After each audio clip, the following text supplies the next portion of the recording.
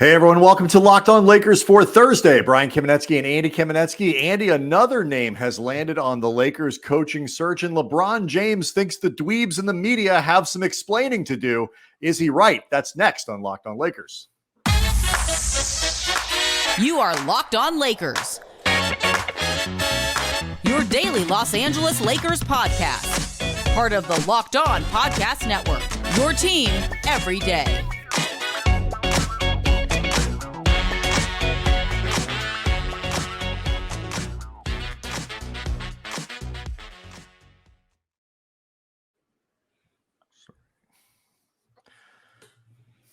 Thanks to everybody for making Locked On Lakers your first listen of every day, Monday through Friday, sometimes on weekends. No matter how you get your podcasts, where you get your podcasts, we always have this thing up for you, ready to go. Locked On Lakers on YouTube, you get it a little earlier than the straight audio product, and you get to see us, which brings its own joy, I think, Andy.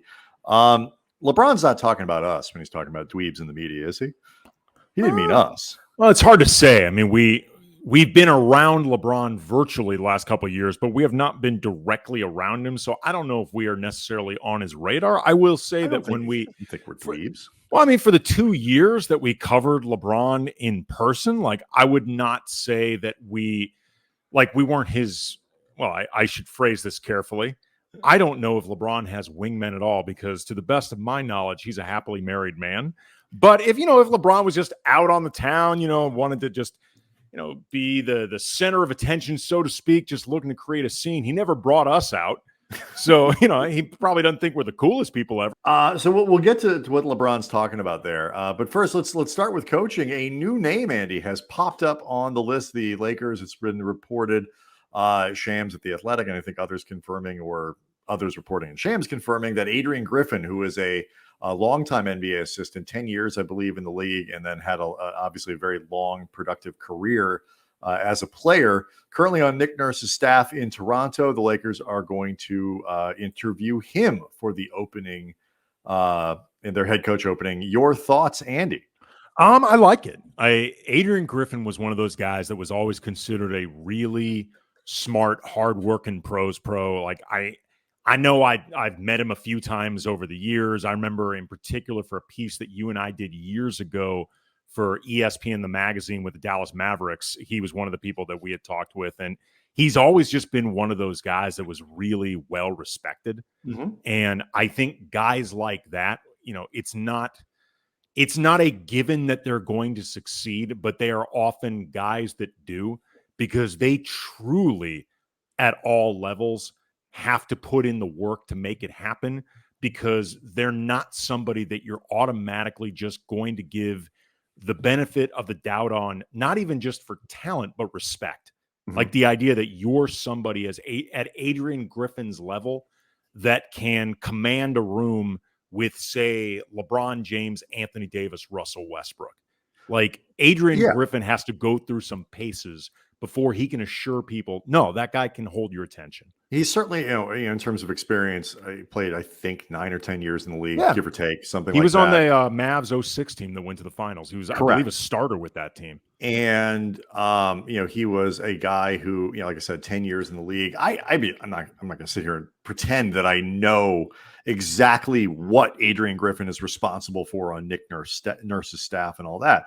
But I think one good shorthand. I mean, they're pretty good at everything. So whatever he's responsible for. He's good at it. I mean, it must be, But I think one of the ways that fans can shorthand this a little bit when they see names is to look to see who they're coaching with, whose staff are they on. And, you go back and you look at who the coaches that he's worked for have been, and it's Tom Thibodeau in Chicago. And I think the shine might be off of the Thibodeau apple at this point, but he's, especially when he was in Chicago, was a very productive head coach. Yeah, those teams were successful for a while. And he worked for Billy Donovan in Oklahoma City. And Billy Donovan is a guy who's been turned into an excellent NBA coach.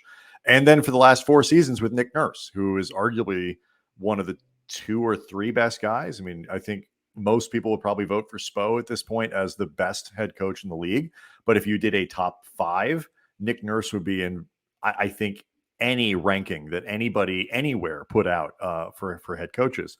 And so that to me in and of itself is a good sign. You put all that stuff together. And then I just think it's a good sign the Lakers seem to be, when you look at the Darvin Ham news, which we're going to get into here in just a second, seem to be legitimately interested and taking the time to look at first-time head coaches for the Lakers, which would be the whole it's not a starter job kind of thing. Yeah, the only exception they've made for that really, you got to go back to like Pat Riley was Luke Walton. And Luke Walton, I think, was somebody that they felt secure with, A, because they had such a long relationship with him as a player, and B, he was in demand. And if they wanted Luke, they needed to get him. He was a first-time head coach on a technical level, but he was, how many games did he coach that season for the Warriors? Whatever it was, the 31 and whatever. He had 40 games under his belt exactly as an NBA head coach. And so he, it was the first time being in charge where it was his gig. We've been certainly plenty critical of the Lakers and have been consistently critical about process. And so when they do it right and when they seem to be engaging in a good process, I think it's important to point that out. Absolutely. Our friends, I mentioned Darvin Ham, our friends over at Bet Online have this out, Andy, the new odds on who is going to be the next head coach of the LA Lakers. Darvin Ham leading the way, plus 200. Nobody even close. Terry Stotts next at plus 500. So basically, what is that? 2.5. They consider him 2.5 times less likely to get there, or 1.5 times less likely. I was told there'd be no math. Yeah, the next guy behind him would be Steve Clifford. He'd be considered, I guess, like a 3-to-1, 3 times less likely than Darvin Ham. The rest of the list, just quickly, Mark Jackson, Doc Rivers, Juwan Howard, Mike Brown, Nick Nurse, Quinn Snyder, David Fizdale, Kenny Atkinson, Sam Cassell, John Calipari, Stan Van Gundy, Becky Hammond, Jay Wright, Coach K, Phil Jackson at plus 10,000, and then LeBron, last but not least, plus 15,000. I might actually put $10 on that just to say it would be fun to get it. I don't think LeBron is the dumbest money on that list. We should get to. I have a quick thing about Quinn Snyder, who is at plus 1,200, and we talked about it on Wednesday's show. The reporting is that Snyder is not all that interested in the Lakers job should he decide to leave Utah. But one wrinkle I don't think anybody has discussed yet, Andy. Part of the reason with Quinn might be delayed is that he's actually getting hip replacement surgery. The Lakers already have a chair perfectly set up for guys like him who are coming from hip replacement surgery. Remember Phil? Phil had that problem. They made him a customized chair for the bench. Does Quinn know about that? That could be something that entices him to the Lakers. Well, when they brought in Mike D'Antoni, he had just had his knee replaced. So maybe that's something that they look for in a coach in general. They want somebody who they feel like their lifestyle isn't going to be so wild and out there that they get sidetracked and they're not paying attention to the task at hand. And, feeble people, the infirm. Well, the infirmed and the feeble, they're very easy to keep on task. Like they're not able to have social lives that way. So who on this list? Why we pity them. Exactly. Who on this list do you find most ridiculous? Well, Phil to begin. Phil. Yes. I don't care how involved Phil has been with the. We discussed this on Wednesday's show. This process. Phil ain't getting hired. Okay, so remember how we talked about I remember during the season we had that they wouldn't can Frank and hire Kurt, let Kurt have that job. Would they? And we couldn't quite land on it's a 0.0% chance that they would do that. So you're saying that there actually is a 0.0% chance that they would hire Phil Jackson? Well, first of all, I think it's a 0.0 chance that Phil Jackson would offer his services in the job, unless they let him coach via Zoom from Montana. He's not doing this. I think the Mike Krzyzewski line there is dead money, plus 8,000. I don't think that's a wise place for people to be putting their funds. Technically speaking, whoever the Lakers ultimately hire, you should put down $10 on LeBron and then explain to the people over at Bet Online he's actually the coach. Right. And just, put something low in case you can't make a persuasive case or they get really they're not allowing for semantics of any kind, but that's actually the answer. At least for as long as LeBron is on this team. Yeah. I don't think it's a losing bet to bet on LeBron. Speaking of LeBron, Andy, he had some things to say, clapping back a little bit at the media for some of the awards that they've given. We will talk about that next. Locked On Lakers brought to you by Bet Online. We just talked about them. Bet Online, your number one source for all your betting stats and sports info. Find all the latest sports developments, league reviews, and news, including the NBA playoffs, NHL playoffs, and Major League Baseball in full swing. If you're not sure exactly how you feel right now about the baseball season, because it's still pretty young, go to their preview section right now. You can take a look at the AL, the NL. Obviously, a lot that you can bet on right now, including, as we discussed, who is going to be the next Lakers coach. Bet Online is your continued source for all your sporting wagering information, from live betting to playoffs, esports, and more. So head to the website today or use your mobile device. Learn more about the trends in action. Bet Online, where the games start. So we'll get to what LeBron tweeted here in a second. But before we do that, I want to ask you real quick. Stephen A. on First Take, it's still called First Take, right? They didn't change it. So he suggested on Wednesday's show that the Lakers might want to look into trading LeBron. And he didn't just say they might want to look into it. It's time to start. Yeah. Yeah. I mean, he straight up said they need to do this. This is something that, I don't know, maybe he thinks the Lakers haven't been talking about it or thinking about it. We certainly have kicked it around. I found that little segment interesting. And, I don't think he was fully working through the thought exercise, but it reminded me, like, just the concept of trading LeBron James is a lot to take in. And for reasons that go well beyond, you're going to trade LeBron James. He's LeBron James. Yeah, I mean, Stephen A., he's a showman, so he set up the segment letting you know he was about to say something that was going to blow your mind, knock your socks off. You are going to be floored exactly by what he was about to say. And he also prefaces to make sure or that LeBron knows, because as Stephen A. pointed out, LeBron is watching. He's watching the show, no matter how much he denies that he is. He's actually watching from his vacation, where he's also always commenting on the playoffs. Seems like being on vacation with LeBron, if you're his family, sucks. Yeah, at least during the playoffs. I mean, go well into the offseason. Yeah, you have to go well into the offseason. I'm sure it's a really nice spot, but it seems like dad is occupied with everything but the actual vacation.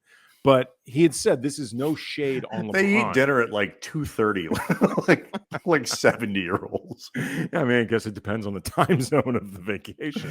Right. But he had said, like, LeBron is still great, but Russell Westbrook will be difficult to move.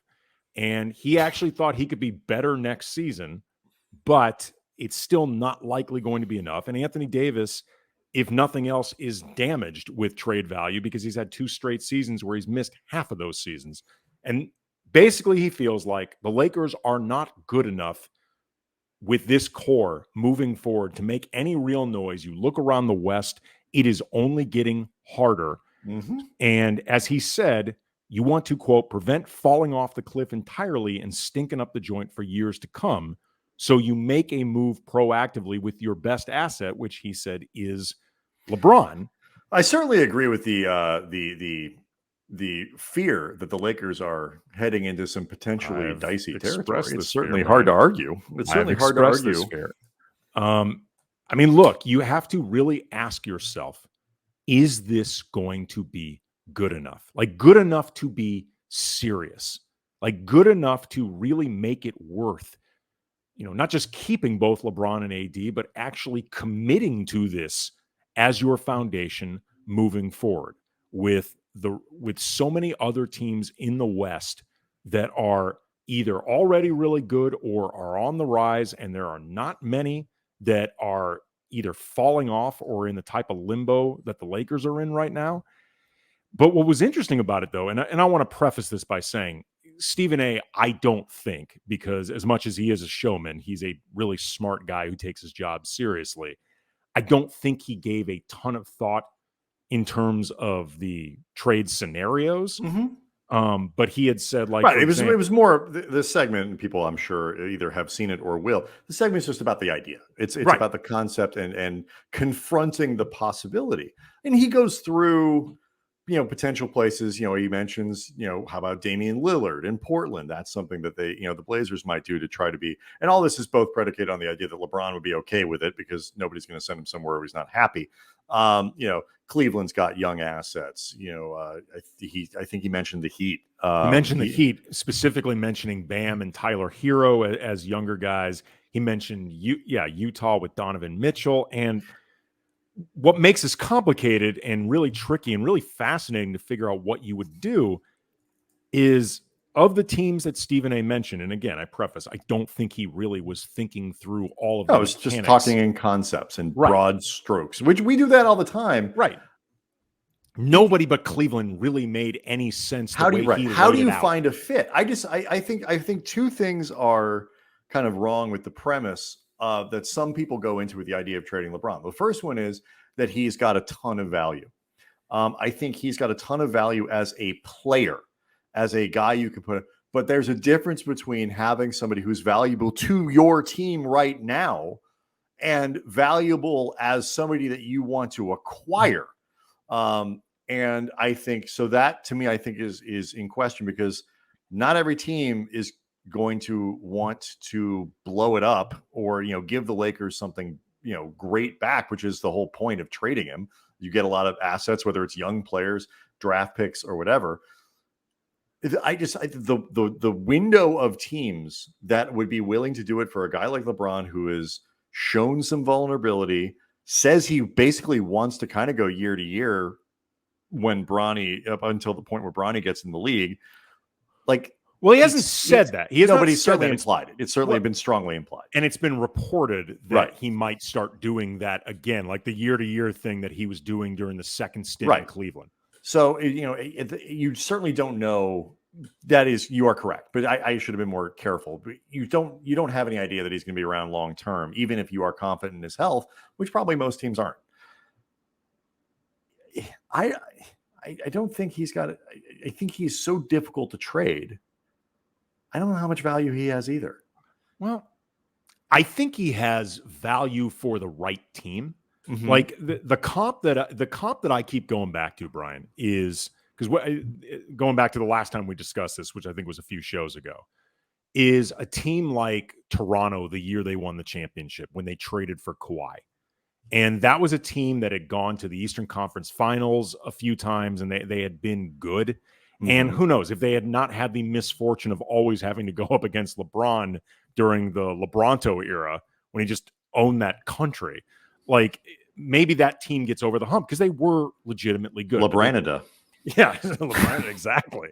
But they came to realize that we're not going to get any better than this right now as presently constituted. And in particular, I think they thought the DeRozan, Lowry backcourt, it works, but we got to find something different. It sort of played itself out. And when they traded for Kawhi, it was with the real understanding that this may be a one-year rental, but we may never get another opportunity to try to soup up this team and win a championship. We are going to roll the dice, and we're going to make a deal that we can live with if it ends up a one-year rental, which it was, but Toronto won that championship. They will never regret it. And I also, it was interesting, I think, if I remember correctly, contextually, Toronto was like sort of faced with it was like, if they don't do this, they might end up having to break it up anyway, because you got to figure out what to do with DeRozan. So, absolutely. And if it doesn't work with Kawhi, yes, you've given up some things that could be used as part of a rebuild, but then maybe you trade Kawhi at the end of the year, or sign and trade, whatever it might be.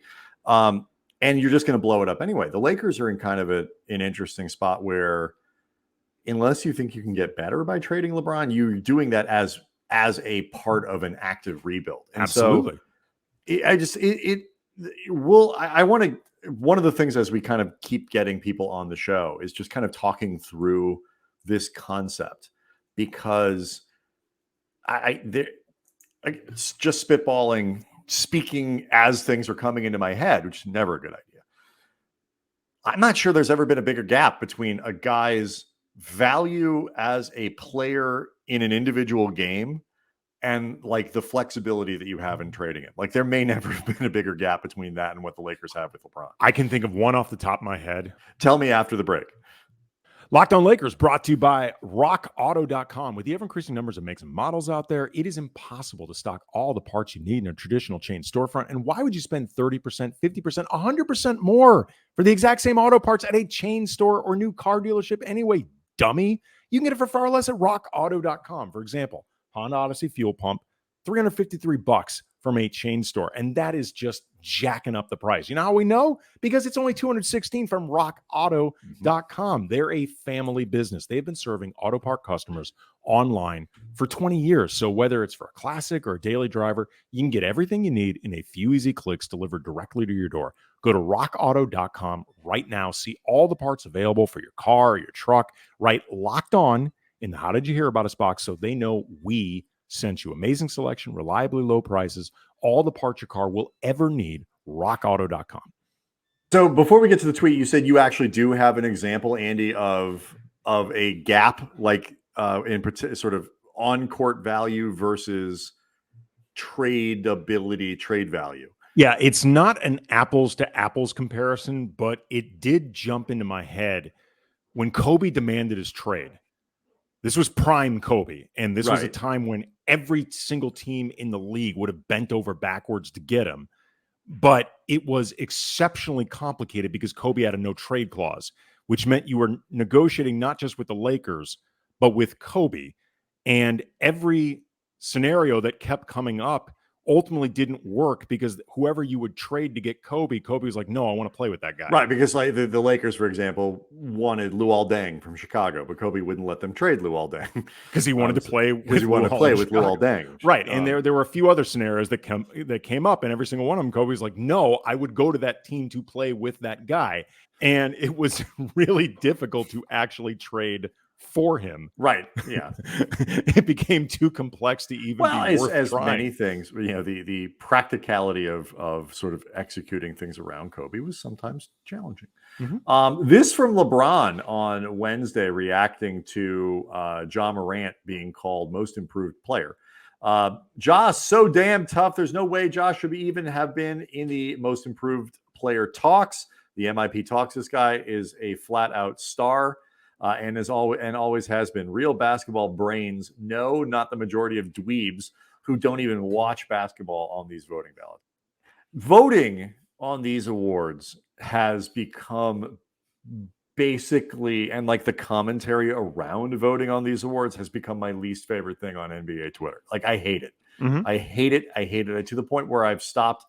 I'm like often 2 or 3 days late finding out who wins them because I'm trying to avoid the conversation about the awards. I mean, like, so is he right? I mean, with Ja in particular, should we all be outraged that Ja Morant won most improved player? It didn't bother me at all. I mean, Ja's a bit of an outlier, just in the sense that you don't typically have guys who've already been all-stars win this award. Mm-hmm. I mean, he's definitely kind of an exception that proves the rule for it. That being said, but is there a reason why you can't with that player? It doesn't say most improved player up into a certain point.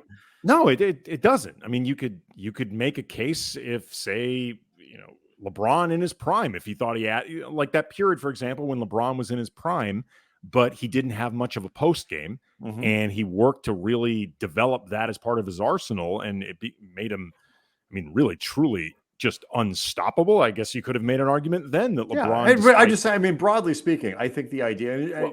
I'm not even getting into the numbers, but like, Ja ascended from star, like all-star to like elite level in that sort of NBA pantheon. I do have to say think that's a big jump. Well, especially too, not to sound like one of these pencil neck geeks or whatever, but like a dweeb. LeBron maybe should take a look at some of the numbers.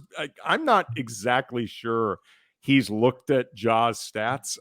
Ja last year shot 45% from the field, shot 49% this year, shot 30% from three last season, shot 34% this year.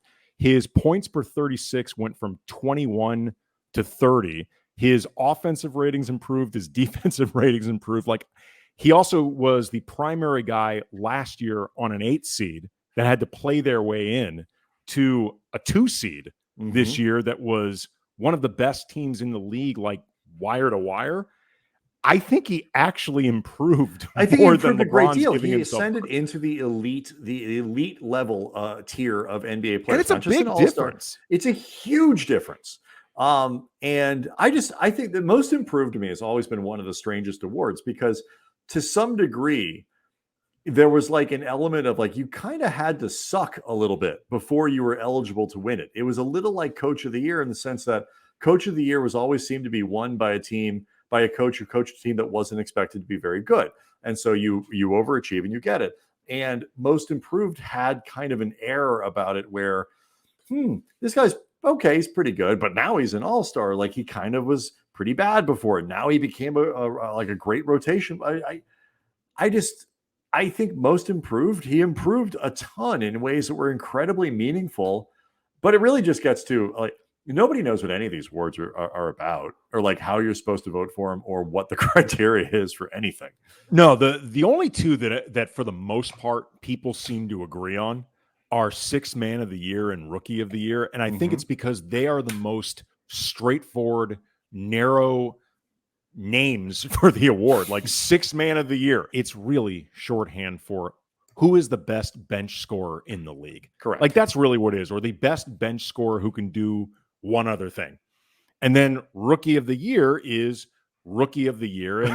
And for the most part, yeah, you're talking about one class of player. It can definitionally only be like 30 people. Right. Or like 50 people. Right. And there's only going to be so many people who really qualify. And for the most part, it's an award that I don't think people get that wrapped up in anyway. Like, I think it's actually the one that we care about the least. Therefore, we argue about it the least. But then MVP, Most Improved, Coach of the Year, Defensive Player of the Year, those are the four that are most like kind of nebulous in what we're actually talking about to begin with. Like, we saw a lot of this with Defensive Player of the Year and Marcus Smart. I know we saw a lot of it with MVP in the lead up. We don't even know who's won yet, but people cannot separate the idea of what happens in the playoffs is irrelevant to this award. Period. It is irrelevant. It doesn't matter what you did the season before. And if, say, you won MVP and your team went out in the first round, that has nothing to do with the season that you're having or the season that you won MVP. One has zero to do with the other. And I think too, sometimes we can get a little too wrapped up in and this hurt Kobe a couple times, in the best player and the best team. What did Kobe do to help his team I forget which year. 2006, 2005, 2006 year. Well, he scored 35 points a game. Like, that's what he did. You and I had like 6 assists and like 5 rebounds, 6 assists. Played with his hair on fire. You and I watched every single game that season. That was the first season we ever covered the team full time. We were up close and personal with that group. Yeah, we can assure you he did a lot. Did a lot that year. Plate was full. Doing a lot. And you can overthink this stuff, but yes. But like, Jokic, but like, it's like Jokic was doing all that stuff where he's averaging, is having like arguably the greatest offensive season again, and following it up with much improved defense. Part of I guess what makes it bad is like these awards really matter. Like, they matter for contracts. They matter, like all NBA matters for, where you end up on those like Supermax deals and all, like, this stuff impacts franchises and like the direction the league goes and all that. But God, I wish there was a way to kind of de-emphasize it a little bit, or at the very least just make it more concrete, because I think LeBron is wrong. And I will say, the dweebs he's talking about take these votes incredibly seriously, by and large. And so like, people, I think, especially now that your names are attached to it, as they should be, like, they spend a ton of time on it. Yeah, do the best they can. there's an element of, like, for example, with Defensive Player of the Year, of nobody quite knows how to definitively figure out defensive value. And it's not just the voters. You talk to different players. Mm-hmm. You will have different players with far-ranging opinions on player X defensively, like guys who have a reputation as elite defensively. And there's some guys for whom the numbers bear it out. There's and others that they don't. There are some guys the eye test bear it out, and others that they don't. Either way, you're talking about players with elite defensive reputations. Mm-hmm. And even among their peers, they don't always agree. So I will stick up for the dweebs in this case. I will also stick up for Ja Morant winning most improved player, because I think the award should encompass guys who are already good and just got incredible. It is there should be space for that. It is so hard to go from all-star, which is an incredible accomplishment. I mean, Yes. when you're an all-star that everybody can agree, no, that dude's an That guy's an all-star. all-star, absolutely. But to go from that to all NBA, a top 6, 7 for MVP voting, the yes, you can be the best player on a championship team kind of guy, or like, just that's a good, huge leap, a good playoff team, like just the It's a number huge one leap. guy on a good playoff team. That is hard as hell to be. All right, so a couple things we didn't get to today, we'll try to cover up for the rest of the week. Still trying to line up some guests for you. Keep those names, suggestions coming in the Locked On Lakers, on the comments on the YouTube page. You can also Kamenetsky@gmail.com. You can also the iTunes page is another spot where you can leave suggestions for guests. We've got time, Andy. The Lakers did us, Twitter @CamBrothers. Locked On Lakers on YouTube again, and we will see everybody on Friday.